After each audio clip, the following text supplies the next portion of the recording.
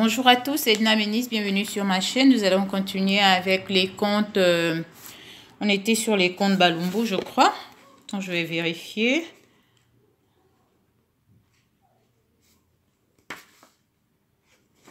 On était sur les comptes Balumbu. Donc, nous allons continuer avec les deux monteurs. Je ne pense pas l'avoir déjà lu. Ok. Donc, c'est toujours comme d'habitude. On tire la leçon de ce compte et puis, comment on dit, j'essaie de vous expliquer, de vous donner un peu la morale de ce compte. On va faire comme d'habitude. Et puis, je voulais profiter pour vous dire que souvent, j'ai pas le temps. Donc, si y a des personnes qui aimeraient bien que je fasse ces comptes-là en direct, comme ça, nous tous, on en discute, ce sera aussi une bonne chose. Parce que comme ces temps-ci, j'ai pas assez de temps, vous allez bien remarquer que j'ai du mal à poster des vidéos parce que j'ai pas le temps, je suis un peu très occupée en ce moment. Donc, c'est un peu ça. Donc, je vais commencer la lecture. Les deux monteurs. Deux monteurs de profession. Gufuzi, Guy Goulou, le vieux monteur. C'est ce que ça veut dire. Et Gifuti Guiona, le jeune monteur. Pardon. En se promenant ensemble, avaient découvert du miel dans la forêt. Le lendemain matin, ils allèrent donc menus, chacun d'une hachette et d'une boîte en écorce pour extraire le miel.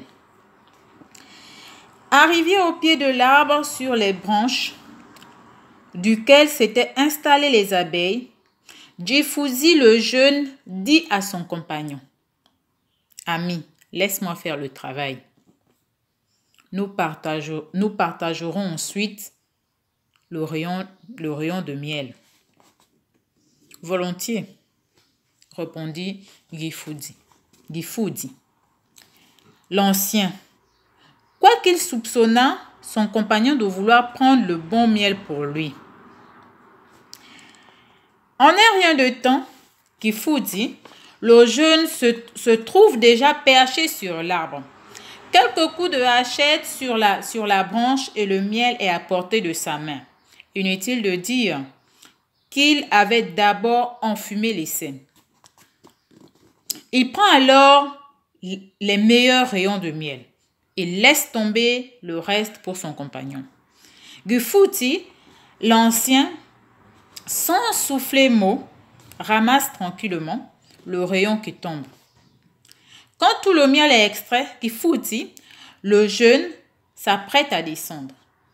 Mais comment faire avec sa hachette dans une main et sa boîte pleine de miel dans l'autre? Il s'adresse donc à son compagnon. Resté au pied de l'arbre. Ami, de quel côté es-tu? Je vais laisser tomber ma hache. À gauche, répond le vieux, tandis qu'il se trouve réellement à droite. Gifuti, le jeune, confiant dans la parole de son ami, jette sa hache à droite pour éviter de blesser son ancien, qu'il croit être à gauche. Mais une fois descendu à terre, il ne voit personne. Seul le paquet de miel gît sur le sol. Il cherche sa hache, où il l'a jetée, et la retrouve enfoncée dans la terre, tout près de la tête de Gifuti l'ancien. Sans plus d'attention, il éclate en sanglots et se met à trembler de tous ses membres.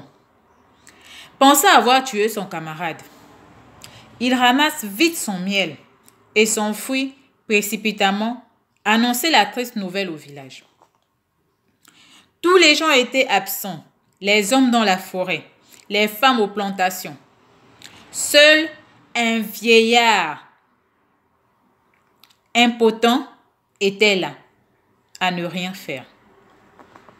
Gifuti, le jeune, sous le coup de l'émotion, lui raconte sa mésaventure et veut aller chercher tout de suite quelques hommes pour transporter le cadavre de son ami.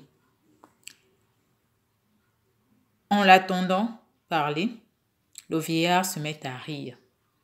et lui dit, tu es un fiefé menteur, mais n'oublie pas que ton ami l'est encore plus que toi. Sois sûr qu'il n'est pas mort. Dépêche-toi de retourner là-bas et apporte les 2 paquets de miel à côté de son cadavre. Fais-en ensuite 2 bonnes parts, mais surtout aie soin de lui offrir la meilleure portion. Et tu seras étonné de le voir revenir soudainement en vie. Ce qui fut dit fut fait. Gifuti le jeune se rend tout d'un trait auprès de Gifuti l'ancien. Et de suite, de point en point, les conseils du vieillard. Oh, surprise! Il voit aussitôt le prétendu mort se lever de terre et reprendre vie instantanément, sans la moindre trace de blessure.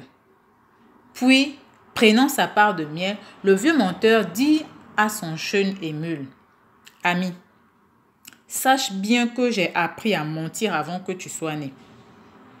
Tu as cherché à me tromper en voulant prendre pour toi les meilleurs rayons de miel et me donner les moins bons.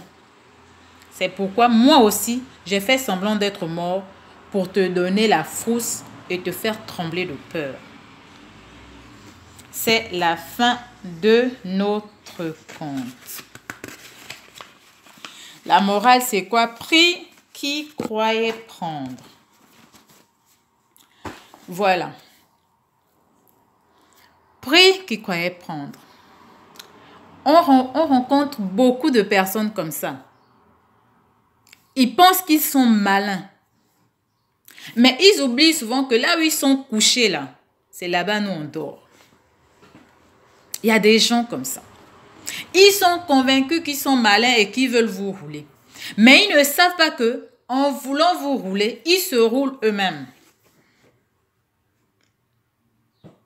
Je dis souvent que les contes, quand je fais des contes, c'est pour les enfants.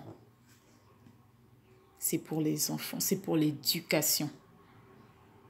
On a tous un enfant comme ça qui n'aime pas dire la vérité. On a tous un enfant comme ça qui est toujours en train de mentir. Mais c'est pour vous dire, les enfants, que le mensonge n'est pas quelque chose de aisé. Le mensonge n'est pas quelque chose de bien. Parce que le mensonge que tu émets aujourd'hui te revient toujours en plein visage. Et comme je dis toujours que ce que tu envoies à la nature te le renvoie toujours avec une pincée de sel bien corsée. Voilà. Gifuti, le jeune qui est né hier. Comme on dit, on n'apprend pas un vieux singe à faire des grimaces. Voilà la preuve.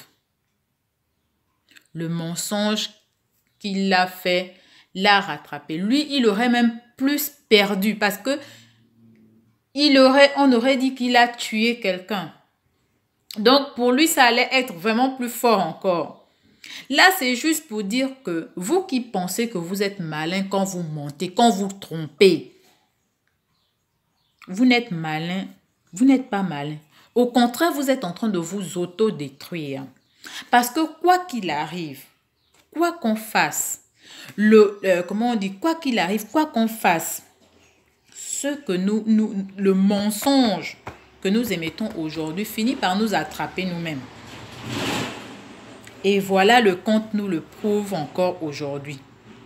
Le conte nous prouve que ça ne sert à rien de mentir. Ça ne sert à rien de faire des messes basses, comme on dit. Parce que tôt ou tard, ces messes basses-là finissent par revenir vers toi. Le conte, il n'est pas long. Et je pense que, je pense que le message, il est clair. Pareil pour les adultes. Critiquer. Mais dis-toi bien que les gens avec qui tu critiques une autre personne là, eux aussi quand ils vont se retrouver avec d'autres personnes, tu seras le sujet de conversation. Et c'est ce qu'on a tendance à oublier. Aujourd'hui, tu parles de quelqu'un avec une personne, sache que demain, une autre personne parlera de toi aussi avec une autre personne. C'est ce qu'il faut qu'on se dise. De la façon dont tu traites les autres, on te traitera de la même façon. Ne t'attends pas à recevoir des bénédictions. Tu fais semblant d'aimer, quand tu fais semblant d'aimer quelqu'un, mais il faut savoir que les gens aussi font semblant de t'aimer. C'est ça le problème. Ce conte-là veut seulement nous faire comprendre que tout ce que tu fais sur terre-là, c'est pour toi-même. Tu fais le bien, c'est pour toi. Tu fais le mal, c'est pour toi. Tu mens, tu te mens à toi-même. Tu triches, tu te triches toi-même. Tu trompes, tu te trompes toi-même. Tu critiques, en réalité, c'est toi-même que tu critiques. Pourquoi? Parce que quand tu vas critiquer les gens, il y a peut-être une personne qui est dans le grand conseil avec toi. Parce qu'il y a toujours des gens comme ça. Oui, je te dis, il y a toujours des gens comme ça. Mais il y a aussi toujours une personne qui ne dit rien mais qui vous écoute. Mais c'est cette personne-là qui est aussi en train de vous juger que c'est comme ça elles sont. Cette même personne-là aussi, à chaque fois qu'elle t'aperçoit, hop, voilà encore la combosseuse là. C'est comme ça. Vous voulez le croire, vous ne voulez pas le croire, mais c'est ça. Dès qu'on t'aperçoit, celle-là, voilà encore la combosseuse là. Elle est toujours en train de raconter les choses des gens. Tu es déjà répertorié, comme on dit. Tu es déjà qualifié. À moins de petit écart, quand on dit que non, ton nom sort toujours. Quand il y a un petit Congossais au quartier, ton nom sort. Voilà ta qualification. Voilà ta récompense. Donc, c'était un petit conte pour vous dire, pris qu'il croyait prendre. Quand tu penses que tu fais du mal à quelqu'un, là, tu te fais du mal à toi-même. Quand tu penses que c'est la vie de l'autre que tu détruis, là, c'est ta vie que tu détruis. Parce que pour réussir dans la vie, tu n'as pas besoin de détruire la vie de l'autre. Pour réussir sur terre, tu n'as pas besoin de détruire. Au contraire, accompagne, aide. Lui, s'il aurait fait les choses exactement, il ne se serait pas retrouvé dans cette situation. Pris qu'il croyait prendre. Et comme on dit, on n'apprend pas un vieux singe à faire des grimaces. Bonne journée à tous.